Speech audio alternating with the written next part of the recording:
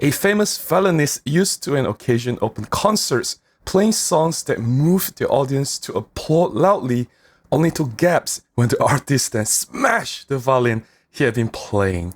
After an awkward silence, he explained that it's the artist and not the instrument.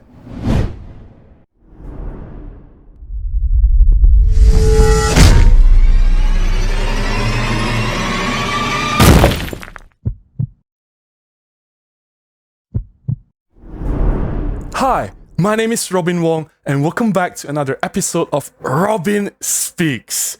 This is a new video podcast series where I talk about any random photography topics. As you can see, I've changed my background. In my previous videos, some of you commented that my background was too black, too dark, too monotonous. Some suggested that I added some colors. So here you go. I listened to you, and now there's plenty of colors to go around for everyone. This is also a glimpse to my workstation. This is where I edit all my photographs and also where I do my post-production for YouTube videos that I publish in this channel. In this particular episode 3, I do have some interesting topics to cover. I want to share my honest thoughts on Panasonic Micro Four Thirds system. And I also want to share a success story of a friend whom I've inspired to start a YouTube channel. These are really exciting topics. I can't wait to dive in. So let's do this.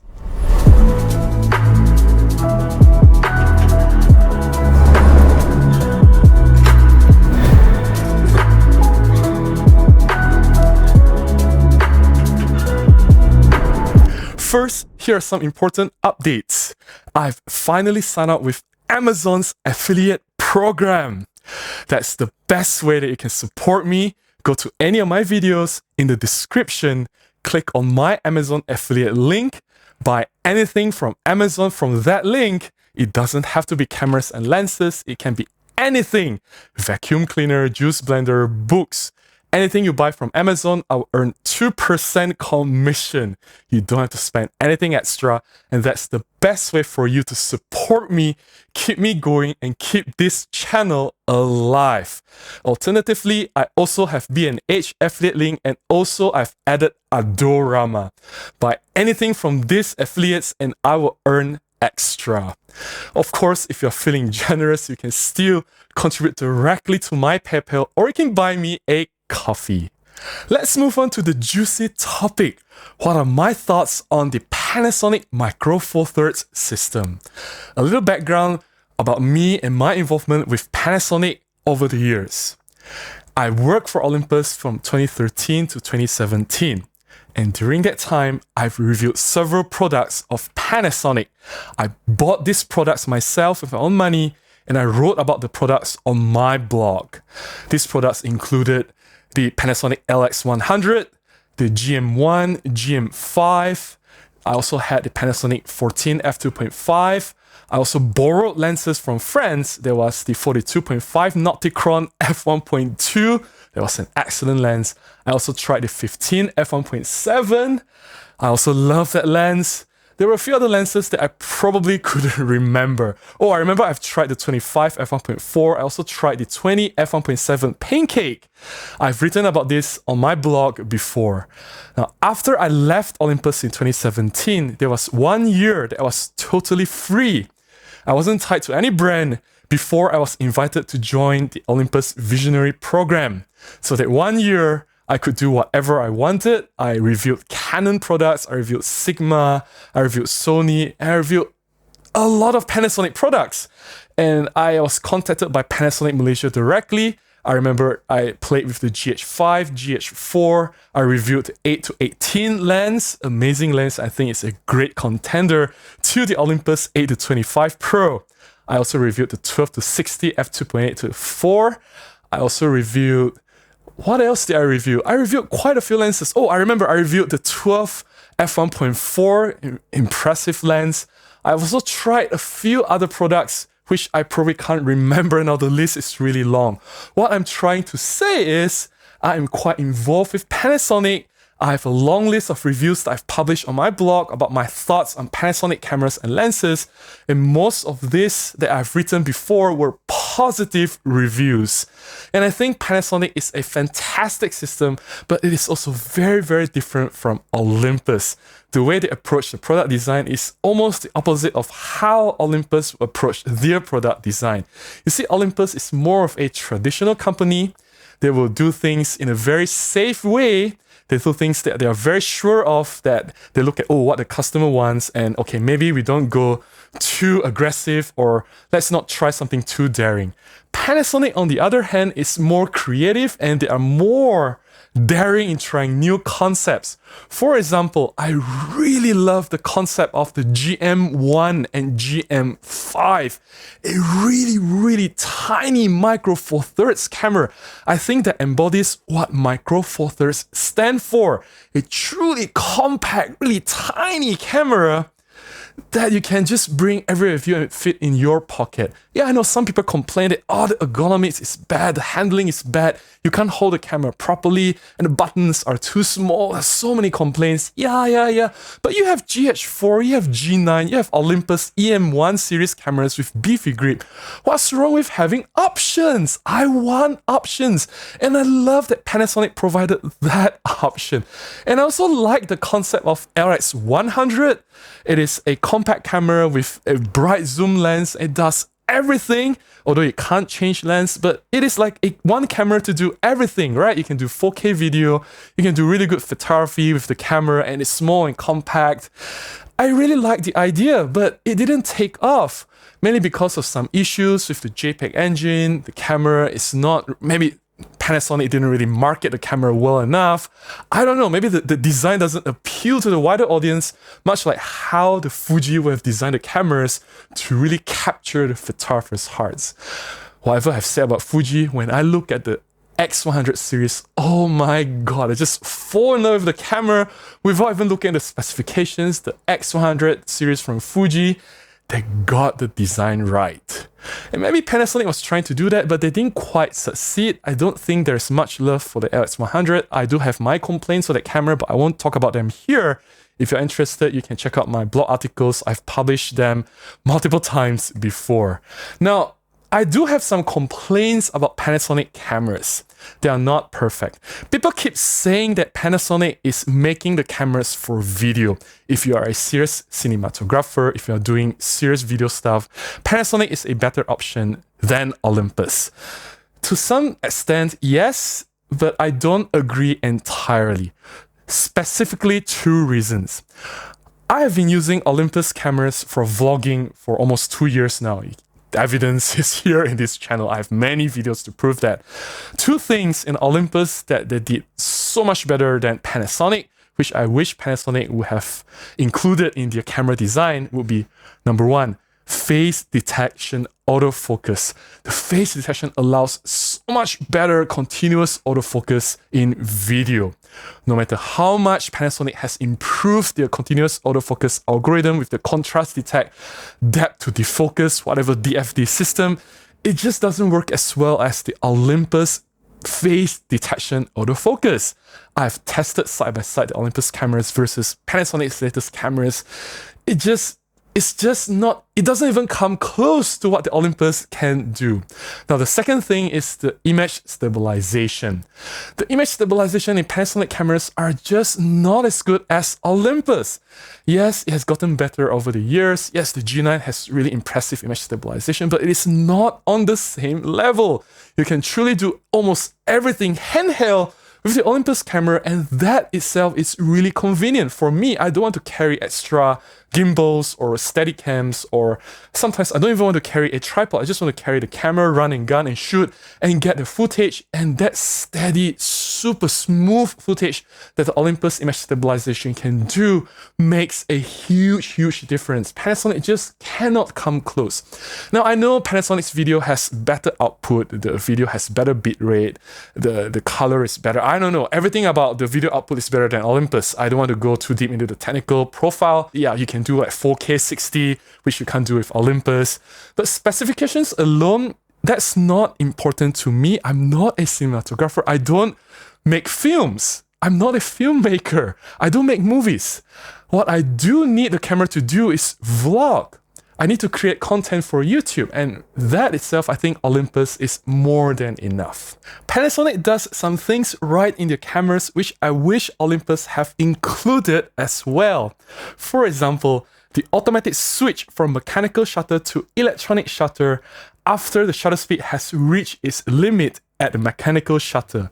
The Panasonic cameras is intelligent enough to allow you to automatically switch from mechanical to electronic, whereas in Olympus, you need to manually select silent shutter to break the shutter speed limit. I find this really troublesome, especially when I shoot with, say, the Olympus 75 f1.8 or the 25 f1.2 in broad daylight. You know, I'm in Malaysia, it's a tropical country, we get a lot of bright sun, intense light, and when shooting in broad daylight at wide open f1.2, because I do want to get blurry background shadow depth of field, right? That's why I bought the f1.2 lens for, and I have to constantly switch between the mechanical and electronic. Yeah, you can say that, you know, you can just use electronic shutter all the way, but as I've mentioned in my previous video, I'll put the link to the video up here. If you use electronic shutter all the time, it does introduce some problems. It is still best that you can shoot with mechanical shutter whenever possible. But of course, in that scenario, I do want to force it to electronic shutter to take advantage of the faster shutter speed to prevent overexposure. And I have to manually do that. It's just so cumbersome. I wish that there's an automatic switch, that the camera will just do it for me. I don't have to think about anything. The second thing I really like about Panasonic cameras is that the LCD screens, the touch operation is multi-touch. I can navigate the menu, do everything from the menu just using touch. Olympus can't do that. You need to use the buttons to navigate the menu. And yeah, although Olympus has touch screen, but it is a single touch. We are in the year 2021. And Olympus still uses a single touch operation on their touch screen LCD. That's really bad, and I really love how Panasonic, you can just do everything multi-touch, so when you review the image, you can just pinch to zoom. That's really convenient. And I really wish Olympus has all these features in their cameras. My biggest gripe when it comes to Olympus and Panasonic is that both companies don't work close enough together. Olympus and Panasonic are the largest Micro Four Thirds players. They just don't sit down together, pool all their resources, and really push with everything they got. Imagine if they really tried their best and worked together closely, Micro Four Thirds will be in a much better position today. Panasonic has the video expertise, which they are keeping to themselves, and Olympus is not really sharing the incredible 5-axis image stabilization technology, and they both have so many compatibility problems. If you use a Panasonic lens with the aperture ring control on an Olympus body, the aperture ring doesn't work. If you use an Olympus lens on the Panasonic body, then the depth to defocus, autofocus, the DFD doesn't work, or if it's not optimal. Or if you use Panasonic lenses on Olympus bodies, then the Pro Capture Low with continuous autofocus doesn't work. There's just so many problems, so many compatibility issues that can be easily solved if they just openly share with each other. If they both act like a family instead of a competitor, I think that they can really bring Micro Four Thirds much further than where they are today. But hey, I'm just a small-time photographer from Malaysia, a small market, which is easily forgotten by anyone in the world. So why should my voice matter? I hope that clarifies some doubts that some people have on why Robin doesn't talk about Panasonic, why Robin only talks about Olympus. I am an Olympus ambassador. Of course, I will talk more about Olympus. Having said that, I do have a lot of Panasonic content, and I do intend to do a little bit more. I love both formats, and I think they both exist in the Micro Four Thirds world that complement each other really well. And hey, my wish list of Panasonic lens, the 12 f1.4. Moving on to the next topic, I want to talk about a friend whom I've influenced to start a YouTube channel. and she has become a successful content creator. Her name is IRENE.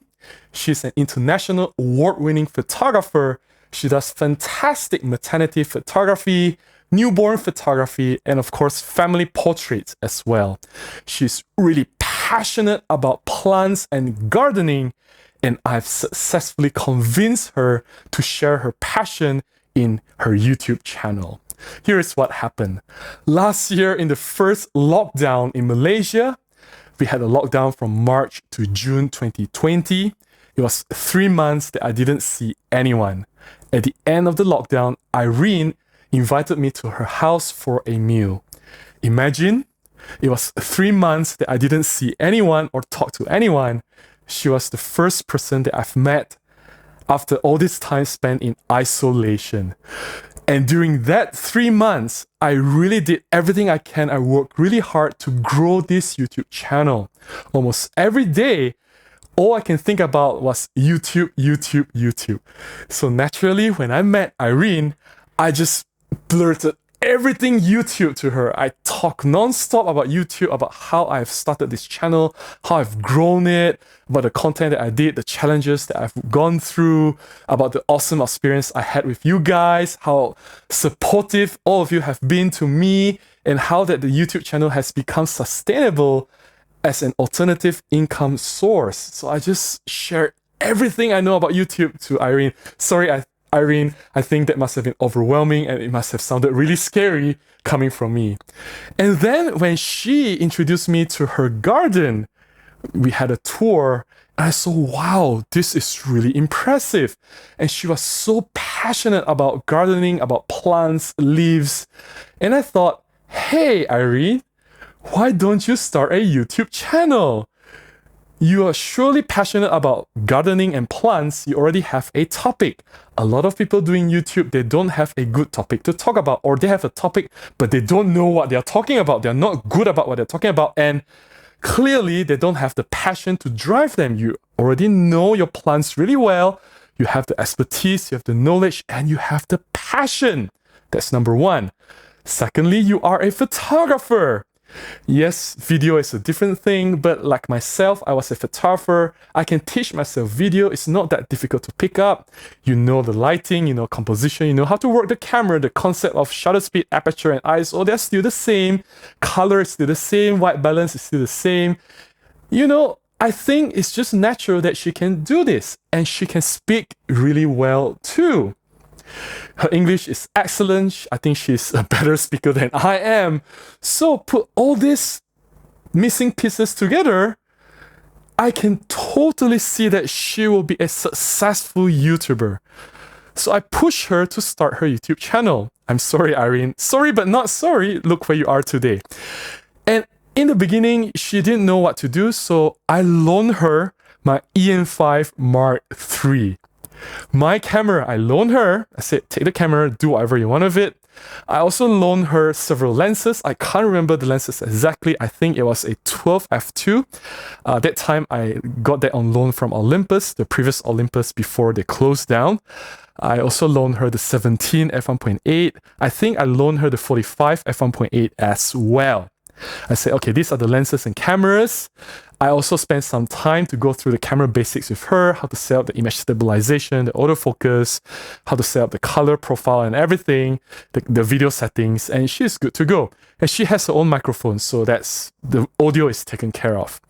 I loaned her the camera for several weeks. I think she made 4 videos with it. The first 4 videos on IRENE's channel were taken with my camera. I'm so proud to say that. And you know what? She self-taught herself. She was really hardworking. She was really passionate. And she pushed herself really far. She did a lot with her channel. And oh my goodness, I'm just so impressed and so proud of IRENE. Look at where she is today. Her channel is larger than my channel. She started 1 year later than me, but she has already got more subscribers than I do. I think the last time I checked, it was 50-something thousand subscribers already. Congratulations, IRENE. I'm so proud of you. I'm so happy for you.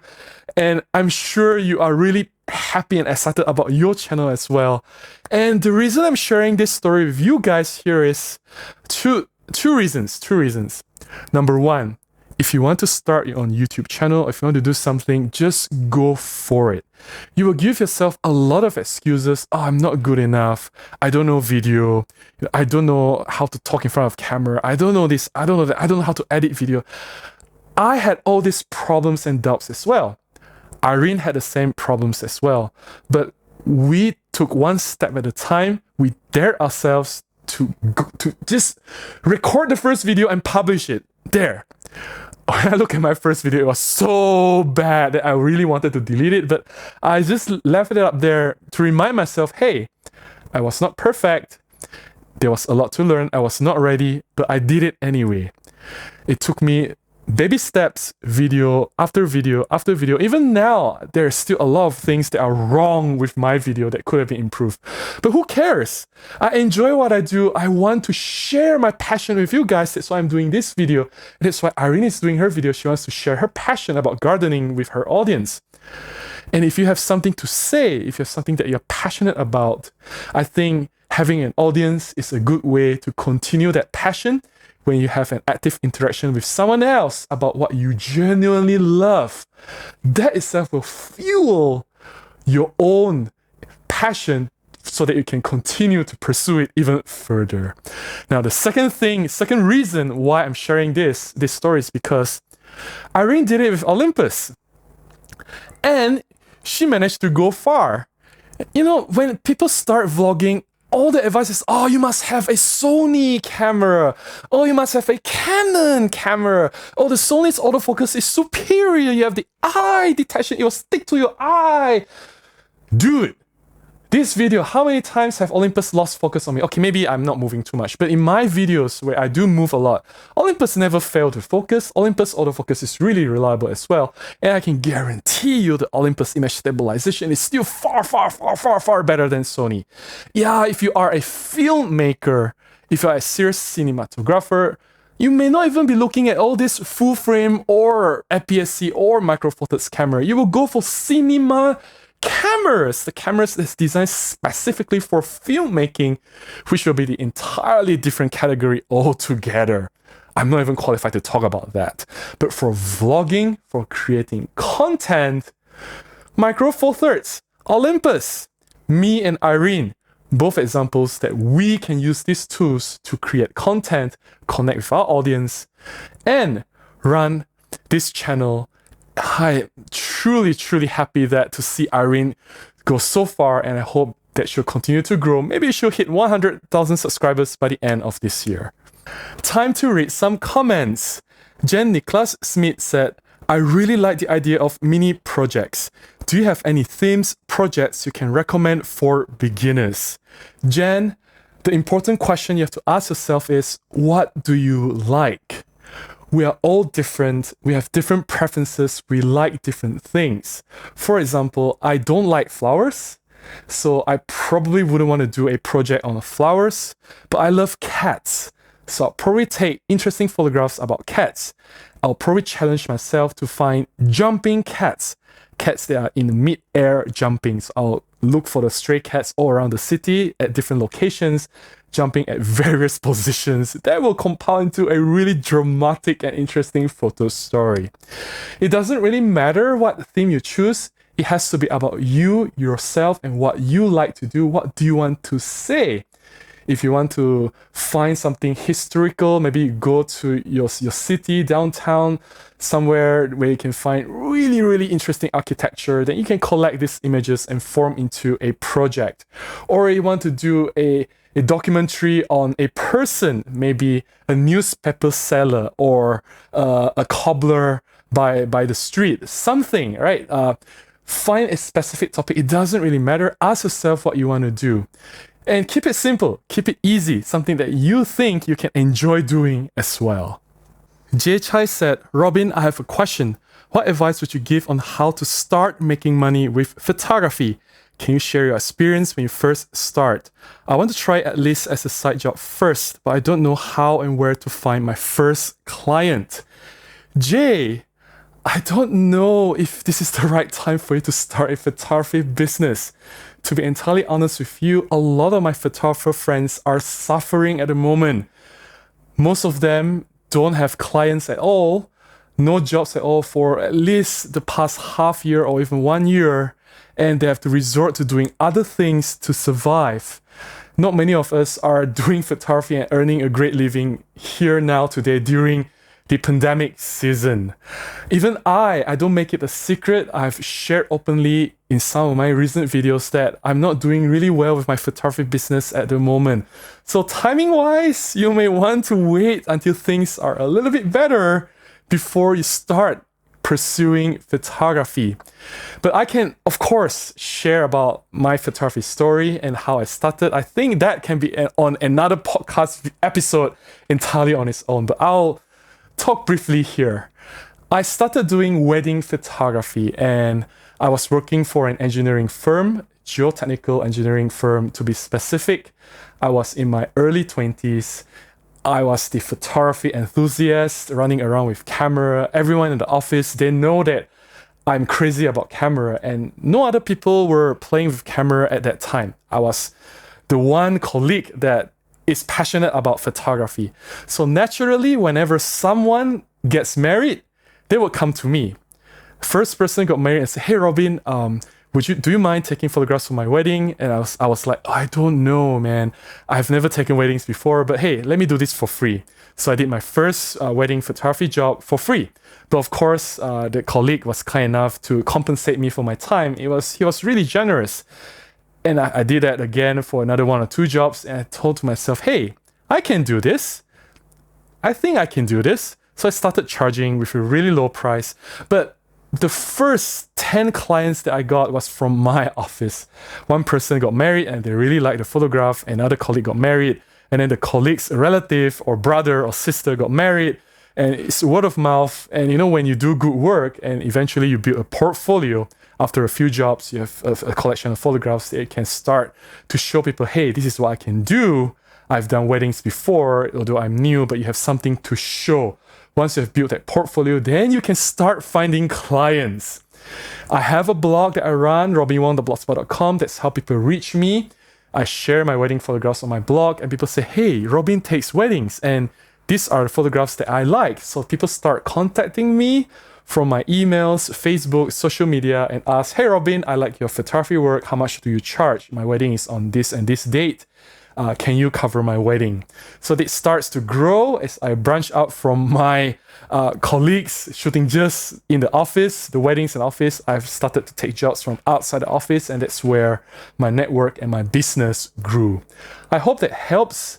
Of course, that was wedding photography. I did a lot more than wedding after that. I dived into product photography. I dived into portraits. I did event coverage. I did a lot more stage music to earn for my photography. But that's the short, brief answer to your question on how I started finding jobs.